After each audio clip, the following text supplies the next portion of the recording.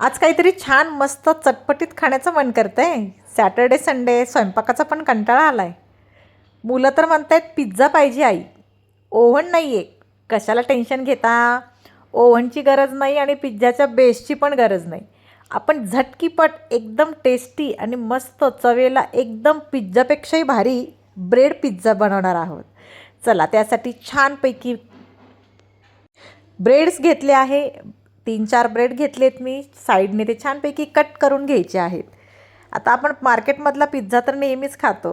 आता घरी झटकीपट बनवायचा असला, नसेल आपल्याकडे बेस तर काय करणार?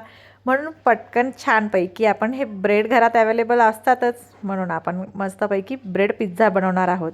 चारही बाजूंनी छानपैकी ते कट करून घ्यायचे आहेत आणि त्याचे जे कॉर्नर्स आहेत ना, त्यांना थोडंसं आपण असं पाणी लावून घेणार आहोत तिथे आणि ते जॉईन करून घ्यायचे आहेत. चारही मस्त जॉईन.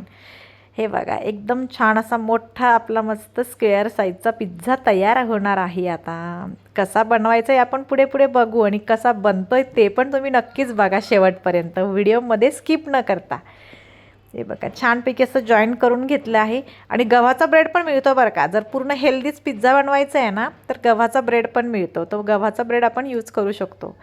छानपैकी जॉईन केल्यानंतर पिझ्झा सॉस घेतला आहे. छानपैकी पिझ्झा सॉस त्यावरती टाकायचा आहे आणि नंतर घेतलं आहे मेयोनीज त्यामध्ये टाकायचं आहे आणि एकत्रित मिक्स करायचं आहे असं स्पूनने आणि छानपैकी सगळीकडे स्प्रेड करायचं आहे. प्रमाण अतिशय म्हणजे पिझ्झा सॉस खूप जास्त प्रमाणात घ्यायचा नाही, नाही तर अतिशय कडवट पिझ्झा होतो. टेस्ट पण छान लागत नाही, म्हणून प्रमाणातच घ्यायचं आहे. हे बघा छानपैकी सगळीकडे टाकून घेतलं आहे आणि एकत्रित असं मस्त मेयोनीज आणि ते मिक्स करून पिझ्झा सॉस पूर्ण ब्रेड पिझ्झाला सगळीकडे छान स्प्रेड करून घ्यायचं आहे. म्हणजे टेस्ट एकदम छान येणार. आणि तुमच्याकडे घरामध्ये अवेलेबल असतील त्या व्हेजिटेबल्स तुम्ही याच्यामध्ये टाकू शकतात हेल्दी पिझ्झा पूर्ण बनवायचा म्हणून बरं का. मी याच्यामध्ये कॅप्सिकम टाकणार आहे, ऑनियन टाकणार आहे. जर तुमच्याकडे पनीर अवेलेबल असेल घरात तर टाका, नसेल तरी ठीक. माझ्याकडे कॉर्न अवेलेबल होते म्हणून मी कॉर्न पण घालणार आहे बरं का. त्यानंतर टोमॅटो सॉस घेतला आहे थोडासा आणि टोमॅटो सॉस सगळीकडे मस्तपैकी छान स्प्रेड करून घेतला आहे. हे बघा छानपैकी स्पूनने सगळीकडे मस्त एकत्रित स्प्रेड पडायच्या. नंतर आपल्याला टॉपिंग मस्त त्यावरती सजावट करायची आहे. ओव्हन नसलं तरी घरच्या घरी तव्यावर एकदम सुंदर आणि टेस्टी पिझ्झा होतो, एकदम मार्केटसारखा. तुम्ही एकदा नक्की ट्राय करा. तुम्ही पण म्हणाल की खरंच खूप सुंदर बनला आहे आणि मुलांना पण मग पाहिजे तेव्हा आपण बनवून देऊ शकतो. हे बघा मी हे अनियन घेतला आहे, कांदे, त्यामुळे कांदा छान कट करून घेतला आहे. स्क्वेअर साईजमध्ये करा, रेक्टँगलमध्ये करा, पाहिजे आवडीनुसार करायचं आणि छानपैकी साईडला मस्त ठेवून त्या ब्रेडच्या ब्रेडवरती ठेवायचं आहे टॉपिंगसाठी. हे बघा छानपैकी सगळीकडे मी ठेवून घेतलं आहे सजावटीसाठी. त्यानंतर कॅप्सिकम घेतली आहे. शेप तुमच्या आवडीनुसार तुम्ही कट करू शकता छान. हे बघा कॅप्सिकम पण छानपैकी सगळं त्याची टॉपिंग आपल्याला करून घ्यायची आहे. कांदा पण हेल्दीच आहे, कॅप्सिकम ढोबळी मिरची पण हेल्दीच आहे, हो की नाही.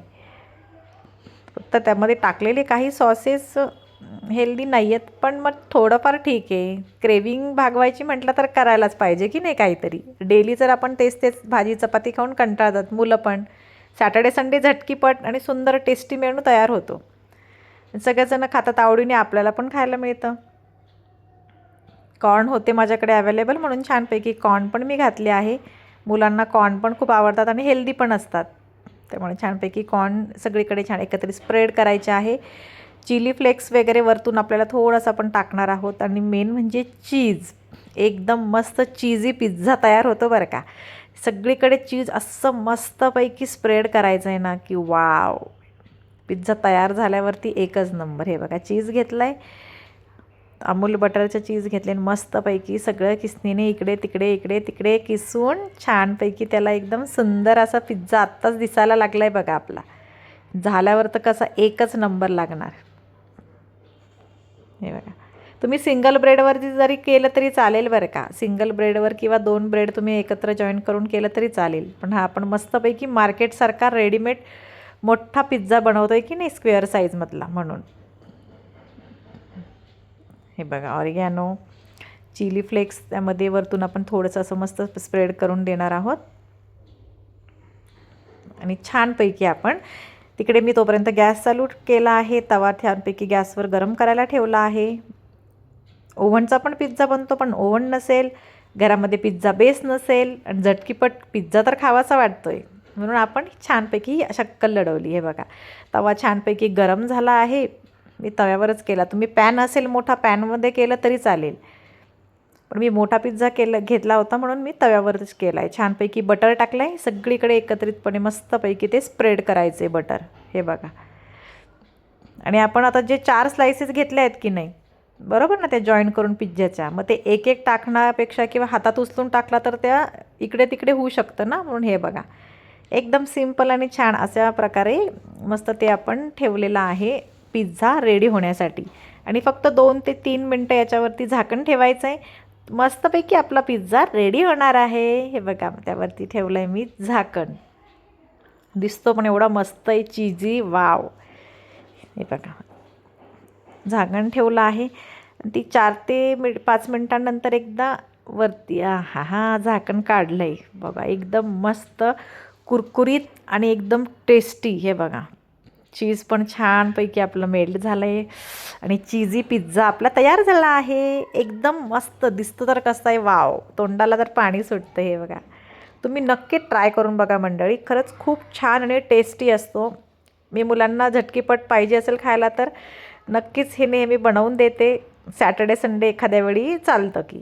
हे बघा, काढताना पण असं काढायचं म्हणजे तो काही ब्रेक होत नाही आणि रेडीमेड पिझ्झासारखा दिसतो. कोणी म्हणेल का की ब्रेड पिझ्झा आहे? असा एकच नंबर टेस्टी, दिसायलाही सुंदर आणि खायला तर एकच नंबर आपला ब्रेड पिझ्झा तयार झाला आहे. वाव, एकच नंबर. हे बघा, आ करा बघू. तोंडाला तर पाणी सुटतंय राम बघून मला. तुम्ही पण एकदा नक्की ट्राय करा आणि कसं झालं ते कमेंटमध्ये सांगा आणि सबस्क्राईब करायला विसरू नका. Bye bye.